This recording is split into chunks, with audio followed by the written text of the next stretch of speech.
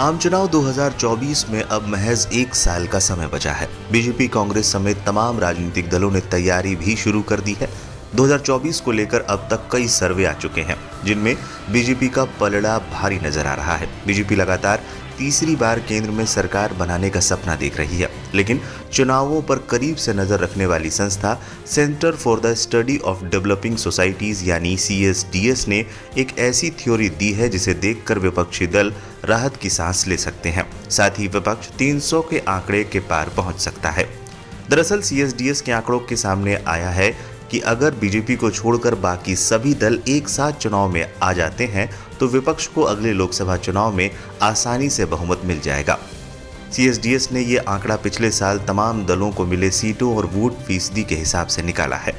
CSDS ने आंकड़ों का हवाला देते हुए बताया कि अगर बीजेपी को छोड़कर सभी पार्टियां एक साथ होकर चुनाव लड़ती हैं तो बीजेपी 235 से 240 सीटों के बीच सिमट जाएगी, जबकि विपक्ष को 300 से 305 सीटें मिलने की संभावना है।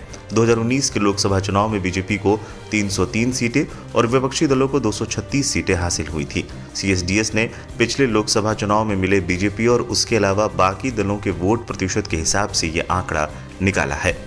CSDS के अनुसार 2024 में बीजेपी के वोटों में 1% की भी कमी आती है तो सीटों का आंकड़ा कम होकर 225 से 230 पहुंच सकता है, जबकि विपक्ष के लिए यह आंकड़ा 310 से 325 हो जाएगा। वहीं अगर बीजेपी को 2% वोट कम हो जाते हैं तो सीटों की संख्या कम होकर 210 से 215 पहुंच जाएगा, जबकि विपक्ष के पास सीटों का आंकड़ा 325 से 330 हो जाएगा। लेकिन ये तभी होगा जब सभी दूसरी पार्टियां एक साथ आ जाएं और चुनाव लड़ें। CSDS ने यह भी बताया है कि अगर विपक्ष का 5% वोट किसी दूसरी पार्टी को चला जाता है तो फिर बीजेपी की सीटें 242 से 247 हो जाएंगी और विपक्ष को 290 से 295 सीटें मिल सकती हैं। 2019 में मिले वोटों में अगर विपक्ष के खाते में 10% वोट चला जाता है तो फिर बीजेपी को 272 से 277 सीटें आ सकती है, जबकि विपक्ष के पास 263 से 267 सीटें रहेंगी। हालांकि भारत में विपक्षी एकता के इतिहास को देखकर राजनीतिक जानकारों का मानना है कि बीजेपी के खिलाफ अन्य सभी पार्टियों का एक साथ लामबंद होना असंभव ही है।